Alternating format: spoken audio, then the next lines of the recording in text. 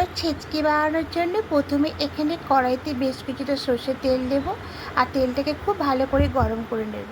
আর এদিকে কুমড়োটাকে দেখুন সরু সরু পাতলা করে কেটে রেখেছি, কেটে খুব ভালো করে ধুয়ে রেখেছি। তেলটা গরম হয়ে গেছে, এবার তেলের মধ্যে ফোড়নে দেব কালো জিরা, পাঁচফোড়ন, 2-3টে লঙ্কা এরকম মাঝখানতে ভেঙে দিয়ে দিয়েছি।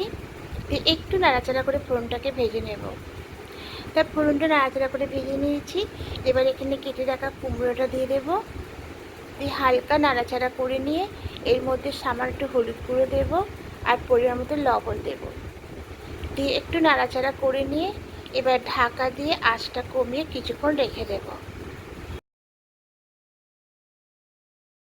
এবার ঢাকাটা খুলে নেব।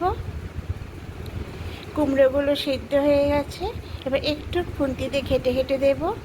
আর এখানে সামান্য একটু মিষ্টি দেব।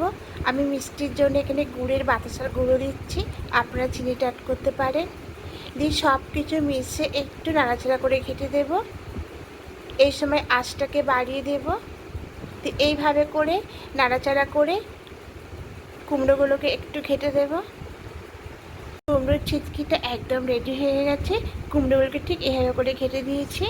এবার এটা অফ করে অন্য একটা প্লেটের মধ্যে নামিয়ে নেব। তা হাতে কম সময় থাকলে বন্ধুরা ডিনারে এরকম করে কুমড়ো ছেচকি বানিয়ে দেখবেন, রুটির সঙ্গে খেতে খুবই ভালো লাগবে। আর যদি আমার এই রেসিপিগুলো ভালো লেগে থাকে অবশ্যই কমেন্টে জানাবেন, একটু লাইক করে দেবেন।